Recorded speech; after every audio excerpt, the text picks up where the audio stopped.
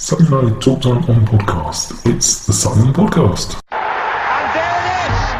Sutton United of the GM Vauxhall Conference have put out First Division Coventry City, winners of the FA Cup themselves less than 2 years ago. And what a moment to enjoy for the fans of this Surrey side. They've had their moments before, but never one like this. But the whistle goes now. Life for Sutton United. Sutton United, the National League, are through to the last 16 of the FA Cup. No longer English football's perennial non-league club. A 123-year crescendo reaches a new peak for Sutton United, who are promoted to the Football League for the first time.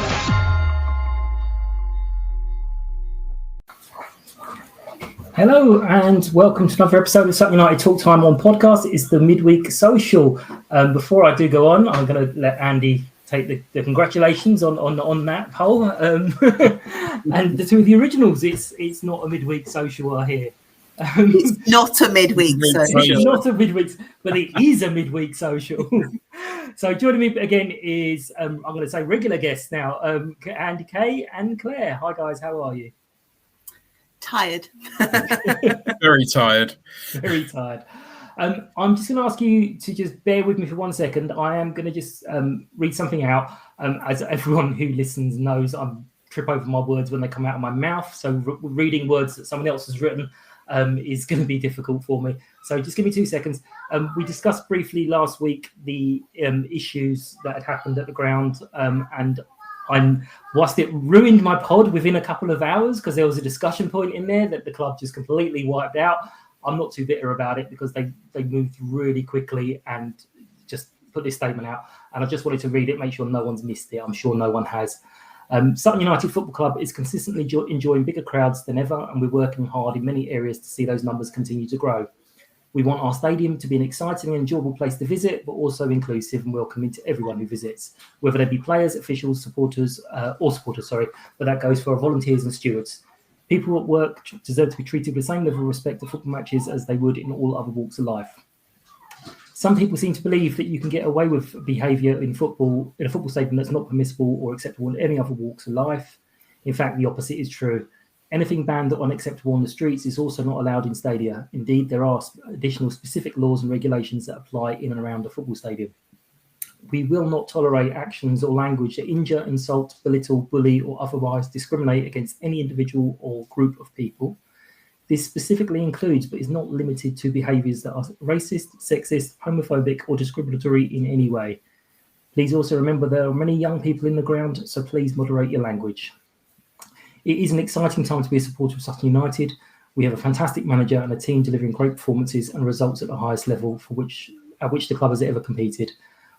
We all want to see the club continue to grow on and off the field. We know the vast majority of our supporters want to be part of this memorable chapter in our history.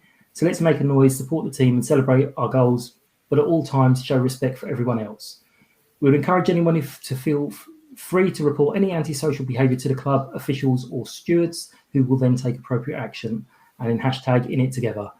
As I said, swift statement. Obviously, we needed to follow through. I know there was one or two voices saying, well, this should have happened X months ago, blah, blah, blah. But I'm of the opinion they can't really deal with much until they're told about it. So people whinging on Twitter doesn't necessarily mean that the club was told about it. What were your guys' thoughts on it? I know we obviously know what happened with the steward's behaviour and the person who did report it, which, as I think I said on the forum, a lot of people were saying, oh, can come stand with us. And I feel awful because I don't like talking for other people, especially people who can talk so well for themselves. But it was like, that's not the point. The fact that she was in the wrong place is actually probably a bonus because someone heard it who said, no, I'm not having this. If she'd been in the right place, I might not have heard it. What do you guys think of the whole statement and situation? Go on, one of you go first. I was going to say after you. No, I completely agree. I think, we've got bigger crowds and we seem to have picked up a little bit of a fraction of people who started to appear around the kind of some of the Pizza Cup fixtures and seem to have stuck around. Younger people, who presumably see things on TV that they think is acceptable, and that's what they want to kind of emulate in their supporting. I think it was very evident when we played AFC Wimbledon and they were abusing kind of Mick, and it was not what the rest of us would have wanted. As you say, it's hard for the club to make any kind of response to it if they don't necessarily see it, because we do see it, because we're there in the terraces, whereas they might be elsewhere in the ground. So I'm glad that something's been said. I'm a big believer in action rather than words. So I like to see what the follow-up will be with regards to the stewards and the impact that perhaps they could make in such a thing. And if people are behaving inappropriately, then I'd like to see them not there. And, we can ban people from our ground for a reason. So if it continues, I think, banning orders is something that should be followed through. And I know it's hard to implement, but I definitely think it's something we should explore.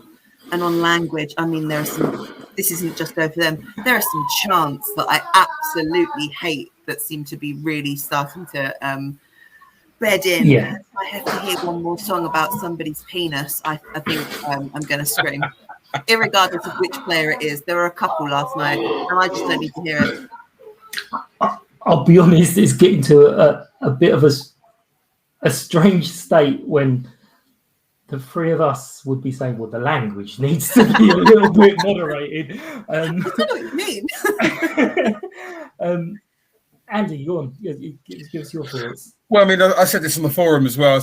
No one should have to tolerate what happened on Saturday at all. Doesn't matter who they are. They should not have to tolerate that. It was quite horrific. And the worst thing I think I found about it was, I'm not saying this is excusable, but if it was kids, you can almost understand, because they're not developed enough. They take cues from other people. They're more likely to take cues, as Claire said, from things they hear around and TV and so forth.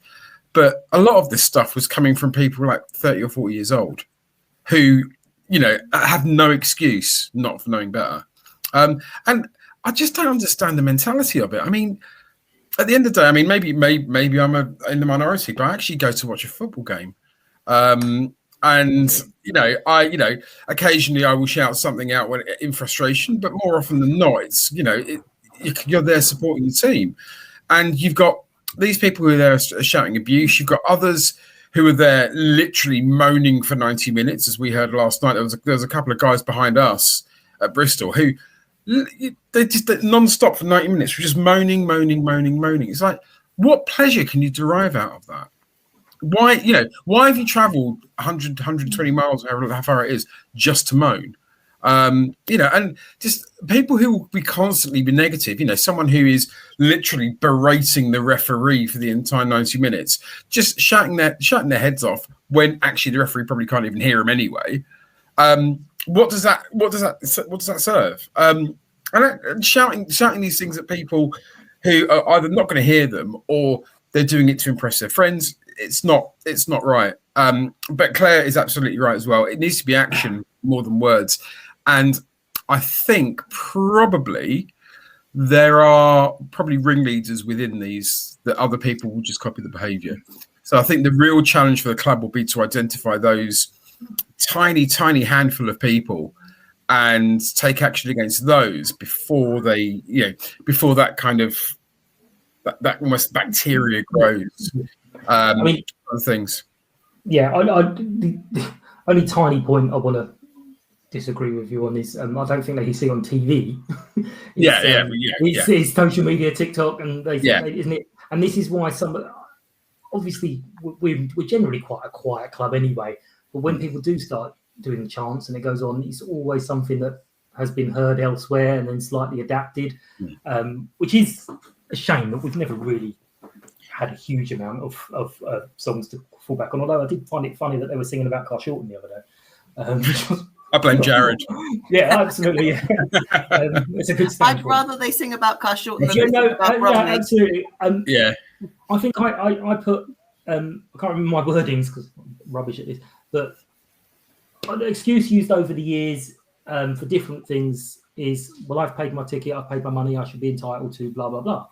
And what I said is, yeah, absolutely, you should be entitled. But what doing what you want to do to make you happy doesn't mean you're allowed to make other people unhappy. There is a balance. Other people have paid their money as well. And yes, we all want a bit of atmosphere and a bit of chanting. It's not just a lot of people have said this, oh yeah, there's a lot of young kids, blah, blah, blah. And I will be honest, I did assume it was some of the young ones. And I said, oh, was that our brats or theirs? And she went, neither. It was an older person. I was like, oh, that makes it worse. Because we've done stuff when we were young that if it ever came back in print now, I would absolutely be like, no way, that wasn't me. I didn't say any of that. Like yourself, and I said to you, Claire, I go and I watch the game. I'm quite into that. A few weeks after I'd restarted this, Jenny was standing next to me, and I didn't notice until half time, and she'd only been on a guest for a couple of days before, and I'm like, oh my God, hello. But I'm sitting there literally just watching the football, and I'm not paying attention. But I think, as I've said before, need to start paying attention, start listening. All of us as adults, grown-ups, men need to be like, hang on, I'll put it out there today. Every woman in the UK did not get together at one big meeting and say, tell you what, let's get this cracking story out there. Let's start saying this stuff's happening at football. Let's make it all up. Obviously, it's happening. People can't, just because you don't hear it doesn't mean it's not happening. You're not hearing it. But the only tiny little thing, and I think it probably will follow, is, as many people have said, it's going to be uncomfortable to report it at the moment because you don't want to be going, oh, by the way, it's him. But hopefully there will be a number or something that we can use. But I'm sure we'll catch up with that. But yeah, absolutely brilliant. Fair play to the club. I'm not going to have it that we take away the moaning, Andy. Sorry. I'll have nothing to do in my house if I'm not allowed to moan. I'll have the three of them going, what do you do here now, Dad? But on the subject of moaning, not really. Let's talk about last night. One thing, didn't really realise the significance and the severity, until after the match. But it was a very depleted, chop change lineup. It's only when you start rattling off, you think, oh, actually, you know what? That does happen. They did outplay us. They knocked the ball around. And I did think, even at 2-0, getting into like the last 70, I thought, you know what? If we just nick one, we could be the real horrible bastards again and get a draw out of this. But the guys were just knackered. But as I say, if you had, no disrespect to players that were on the pitch, but Tance, Louis, and Eastie on that pitch, possibly a different game. And then you add into that, you then got John, Rob, and Richie. And as Matt said afterwards, we've got Ali, who shouldn't have played, Kenny, who shouldn't have played, Kobe, who shouldn't have played, and Harry coming off the bench, who shouldn't have played. That's a significant amount of players. So with all that, it does kind of change that. How bad was it in the end? You guys were there. Shall I go first this time? Go on. Yeah, there we go. I think it was. I think when we saw the team line up, it was obviously going to be a difficult night. Throwing Kobe in after being out for 3 months, something like that. 3 months or something. Straight into the starting lineup. Bearing in mind he has hardly trained. I know Harry's been in training a bit longer than Kobe. But he literally hardly trained. I knew that we were going to be in for a struggle. And yeah, no disrespect to Kobe whatsoever. He really struggled last night. He was exhausted. You could see with nowhere near match fitness. You could really see that Ali and Kenny probably wouldn't have played if we'd had other players available, because I think that's really where we lost the battle in the centre of midfield yesterday. It was, and then he named 5 people on the bench, one of them being Dundo. No disrespect to Dundee, because of course Dundee can play on his own and probably beat teams. But I think, again, to be fair, I think even if we had what we could class as a full strength side out there of fully fit players, I still think we would have had trouble getting a result yesterday. Bristol Rovers were a decent side. They're a bit shaky in defence. We didn't really capitalise on that. But if you haven't really got much of a midfield, it's always going to be difficult. We weren't getting much luck out of the wing play, and players, unfortunately, because you had those those three players and maybe a couple of others that were either exhausted or, didn't really have the match fitness, other players were being drawn into those positions. So a number of times I saw Ben Goodliff basically covering for Kizzy, or, Enzio and David Ajiboye almost covering for each other, both being on the same wings and stuff like that. I think that we really got pulled out of shape yesterday. And I think, in all fairness, we're probably lucky to have gone away with a 2-0 defeat. I think it could have been a lot more. I think it could have been a lot more even in the first half. It was just they had so many opportunities when we really, really lucked out. I don't blame Dean for that second goal at all. I know there were some people behind us moaning about it, but I just genuinely think he should never have been in the position where he'd had to have come out of goal to do that. And as Andy said, if we weren't being pulled in all directions, then that probably wouldn't have happened. I find it hard, and I know this sounds really stupid, I find it really hard to be upset about it. Because, and it's like I said to you before, Mike, like, we're in League Two. Like, and I can't get upset about the fact that, we've gone unbeaten for quite a considerable amount of time now. It was going to come at some point. Looking at the lineup last night, probably the writing perhaps was on the wall for it. But it could have been a lot worse than it actually was.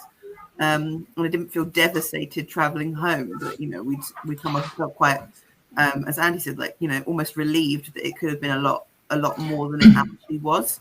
I did question, and I know this might be being a bit weird, but the Joey Barton saying, we needed a rugby referee. I did feel a little bit like maybe that had got into the psyche of the ref, because we didn't get consistently what they got. And this isn't me blaming the referee, because it is what it is. But there was that little bit of he's being particularly hard on us, maybe because he thinks that we're more physical than we actually are. I mean, the irony of Mr. Barton saying such a thing lost on any of us, because he's a charming chap.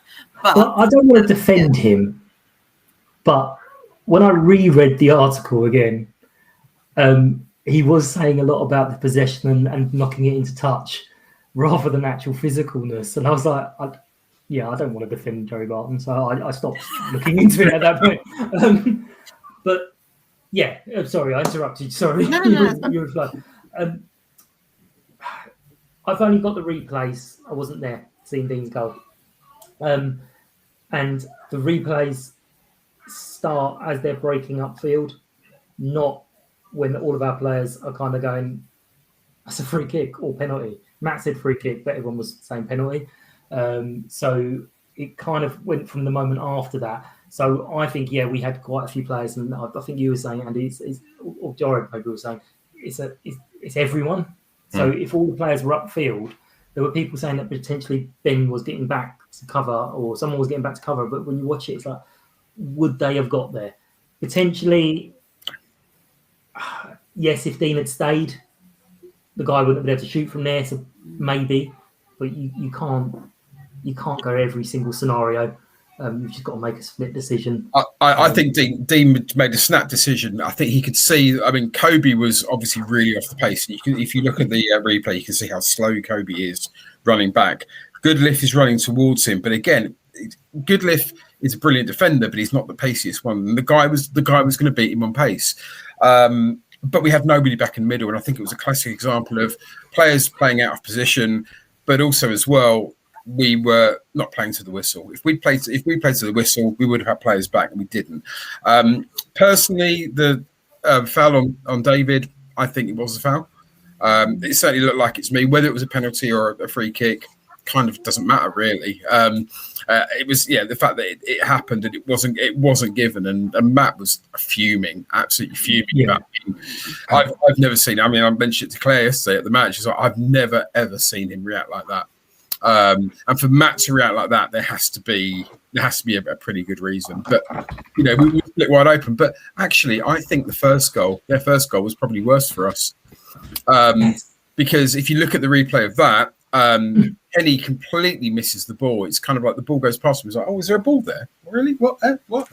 And then Kizzy is not watching the man he should be watching, who they play it out to, and he scores. So actually, I think the first one, a lot of people are blaming Dean.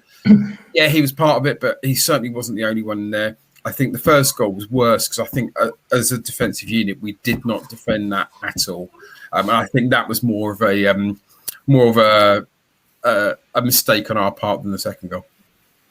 And Claire, what were your thoughts on the disallowed goal, the offside goal that they scored? I'm more than happy to accept that it was offside. To be fair, I think I remember at the time saying that was, it wasn't offside. But yeah, you're always going to be like, well, we seem to be objecting quite strongly to it.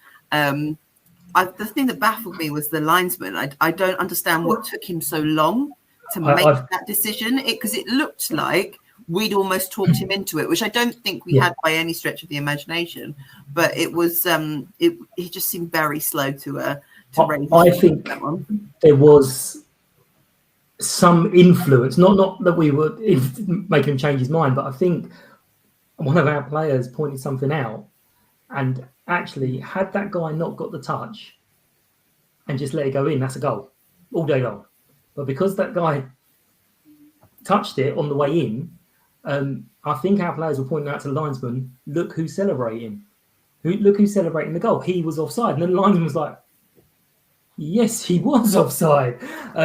So, yeah, and that was actually from a Bristol Rovers fan who was saying, I think the linesman was suddenly realising who was celebrating the goal, and it wasn't the guy who hit the ball from way out. But yeah, luckily for us, he did get a little bit greedy and think about his goal bonus, and it was disallowed. The penalty, seeing it, I thought it was a penalty. If that was us at the other end and not giving, you'd be going mad about it. But yeah, Dean was a hero at that point. But I think actually that sums up Claire's point quite well about the refereeing decisions not having consistency. That was as soft, if not softer, than the foul on Ajiboye that wasn't given. Yeah, I think that's the thing. I think if it really was a world referee game, then either both of those wouldn't have happened, or they both would have happened. They both, exactly. Yeah. I mean, as I said last Sunday, and I said to you off air, we've got 50 points. I don't really care what happens from now on. Yes, I'd like to stay in the playoff spots, but actually, you know what? We've done what we set out to do. Wonder whether there is a certain amount of the energy has just suddenly gone, because when you're focused on a target, and you suddenly get there, there's this little sense of, I'm not saying. I don't think that's the case, because I think that 50 points is a much more of a target to us than it is to them. I think consistently the players and Matt say they take each game. It's just every game as an individual thing. And I just think last night it's a coincidence that it happens that first game after we've hit the 50, but I don't think that that's what it was. I think we were just almost a victim of circumstance last night with regards to injuries and COVID and the people that ended up playing. So I don't think that's the case. Fair enough. I'm going to use inverted commas around this, like the way that it's changed very quickly from Sutton United unbeaten in 12 to now Sutton United haven't won in 4. It's like, oh, come on, man. that's outrageous. But after a defeat, and I haven't had to do one of these many times after a defeat, I'm still going to ask for player of the day. So it's difficult always when we've had a defeat. And I just want to clarify, this isn't player of the match. This is just player of the day. It can be for any reason you like. So just a couple of nominees. I've got some thoughts myself, but I'll hear your nominees anyway. Mine, purely because he's been out for 4 months. Yesterday was 4 months to the day. Absolutely amazing to see him come back onto the pitch to put the captain's armband back on. For me, it's got to be Harry Buteman. Lovely. And I'm split between two. One is Dean, because actually he saved a penalty. That doesn't happen very often. And also there were a couple of other shots that he was directly responsible for not going in. I actually think, aside from that, he had a pretty good game. But I can't help but agree with Claire. It's Harry. I think part of the fact, obviously he's been out for 4 months, as Claire said, but actually when he came on the pitch, you wouldn't have known it. He had running around like a lunatic. He was, when there was a real energy shift for us when Harry and Will Randall came on. Both of those were really kind of like, wow, if these two had that energy for more than the 15, 20 minutes that they were on for, it might have actually been a different story last night, because I think they were both. They probably did more in the short time they were on than some of the players that were on the pitch. And that's no disrespect to anyone who was on the pitch before them. So I think I'll probably go with Harry as well. Excellent. Well, mine, to add to that, because I like to have 4 for some reason. I don't know why I've settled on 4.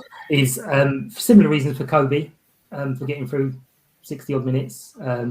Yes, he made a mistake for a penalty, but come on, man's not kicked the ball for months. And actually Ben as well, because with a new defensive partner, having to kind of not guide him through, but pull him along a little bit. So the 4 I'm going to do is Kobe, Ben Goodliff, Harry, and Dino. I had Dino on my list as well, because yes, he did give away a penalty. Goal. But what is it? Bristol Rovers, all right? Crappy penalty at their place, crappy penalty at our place, and then it's this wonder goal / howler, depending on your viewpoint, at their place. Are they going to be our bogey side? They're our new Maidenhead. Yeah, I don't want to go there anymore, to be honest. Nothing good happens there. The first time I went, I got COVID. I'm not interested. We don't have to go there anymore this season, which is wonderful, and hopefully, we'll see what happens whether we have to go there next season or not, because they might hit a sudden run of form to sneak into the playoffs. But we now look forward, and we're going to look forward to the weekend's match. And joining us for that is Jack from HUFC Podcast. Chat. Oh man, I knew I was going to say it wrong.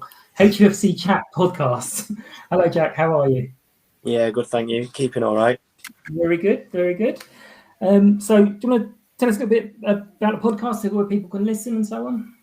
Yes, so we're off quite a few platforms actually. So we're on Spotify, Anchor, Google, all of those types of things. We're based off Anchor, and that just distributes it everywhere. You can find us on Twitter at HUFC Chat and Facebook, Hartlepool United News.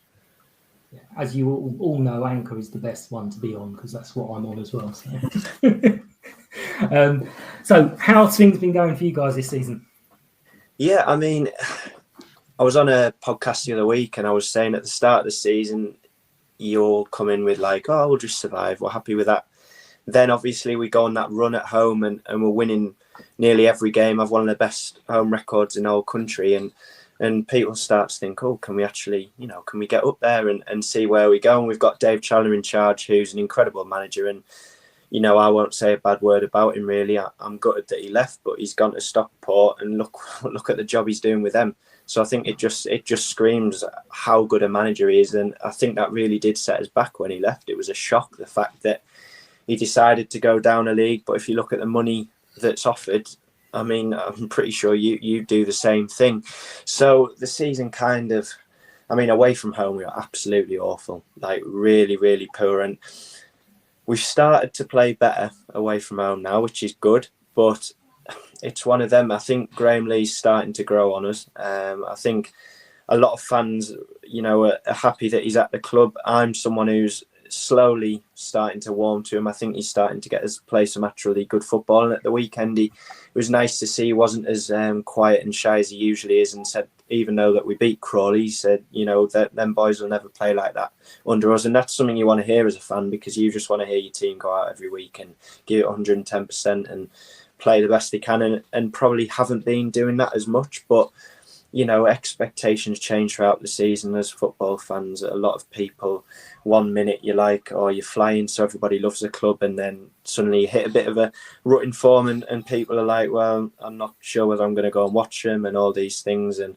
I think that had a negative impact, if I'm honest. But first season back in the Football League, I'm happy to survive. I don't want to be right at the bottom, but mid-table finish, I think it'd be really solid for me. And obviously a Wembley trip. Yes. Us. Yeah, that'd be lovely. I mean, I tweeted the other week, I said, I've promised myself I'll never ever go to Wembley until Pools get there. And I was, as I'm getting older, I'm 21 now, and I was starting to think, you know what, I might never see Wembley.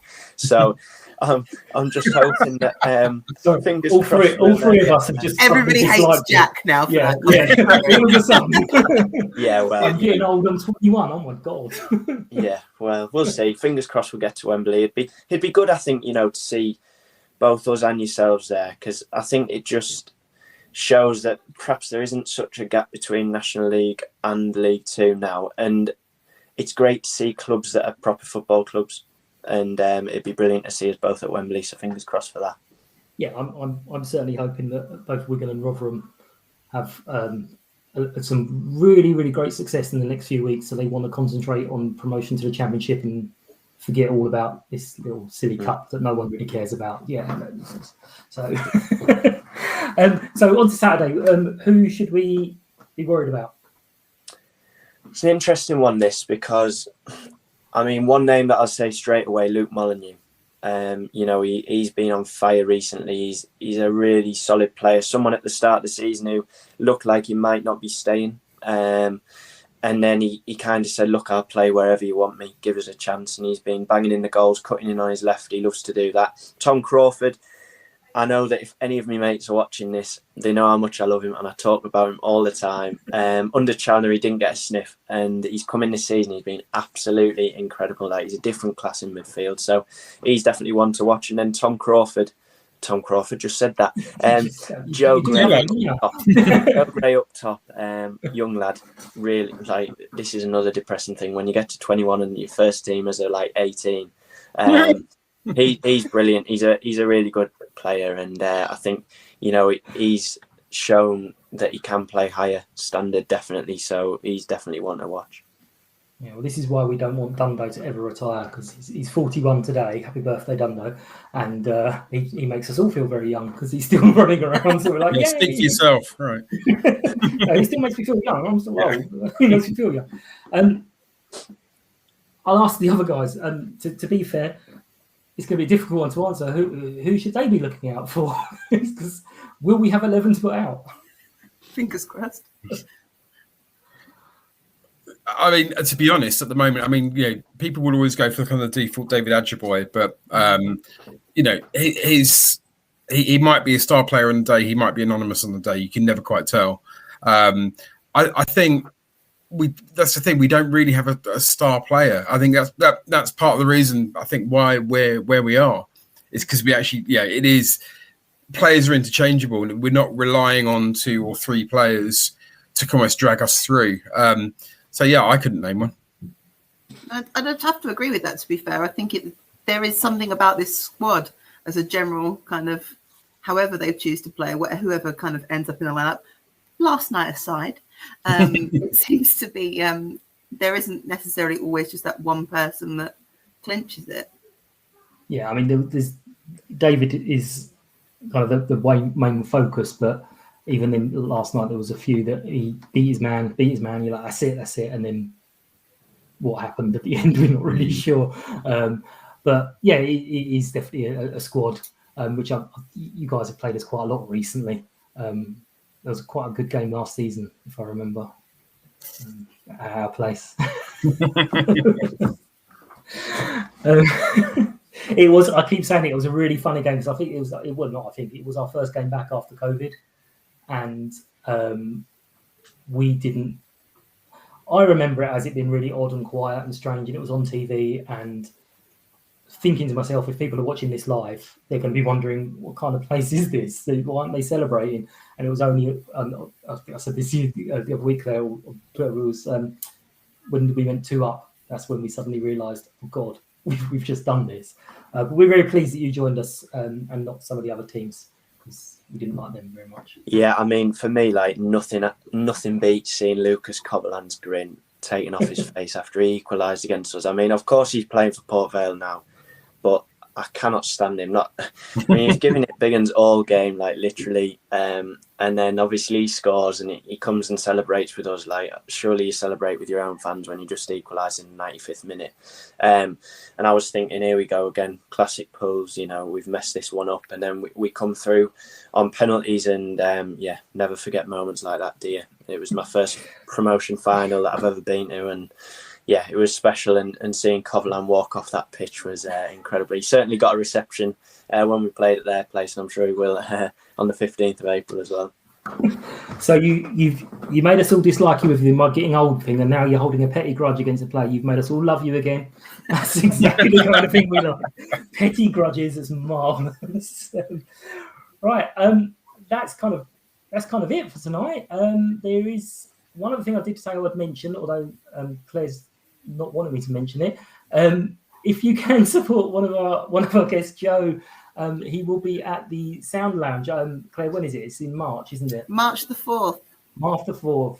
So Joe will be at the Sound Lounge with a few other people. March the 4th. It says free entry, but I think there'll be someone on the door taking £1,000 or so, just so she can get a table. You make it sound like I don't want people to go. I absolutely want people to go. I just really just wants a table. She just wants a table. But yeah, please go along and support Joe and listen to his music. It's wonderful. Andy, on music, when are you lot doing something new? Hopefully soon. Soon. We're just trying to get back into rehearsing, and it was actually our 22nd birthday, so our band is older than Jack, which is a bit more worrying. So just trying to get everyone back together and shaking off the rust. We'll be less match fit than some of the Sutton players, I think, at the moment. So it's hopefully getting back on the wagon and seeing how it goes. Excellent. Well, I keep getting emails, and I know I used to do the music thing on here, and I keep getting emails from different things about new music, and I keep listening to it, going, I do miss that a little bit, just listening to the different types of music. So, but I'm not going to do it because it was just took too long. Anyway, honestly, I'm finishing now. Thank you very much, guys, for your time and your input. It's been wonderful. Do go and make sure you listen to Jack's podcast, the HUFC Chat Podcast. Yes, I got it right this time. Wonderful. Hopefully, it's a great game on Saturday. Safe travels to everyone who's going up there. Obviously, it's outside the M25, so it's a little bit outside of my remit.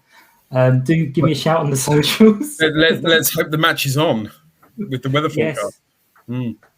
Yes, it's not Dudley anymore. There's a new one as well, isn't it? Last time I was on the podcast, it was the midweek before the Oldham game, which was postponed due to a storm. I hope I'm not setting a trend. Oh, you're the jinx. I usually am.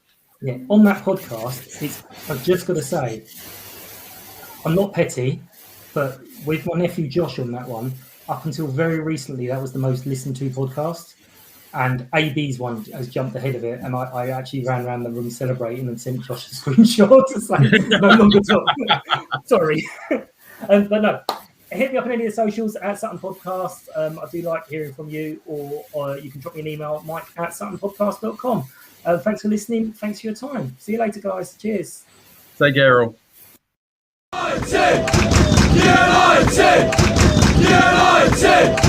United!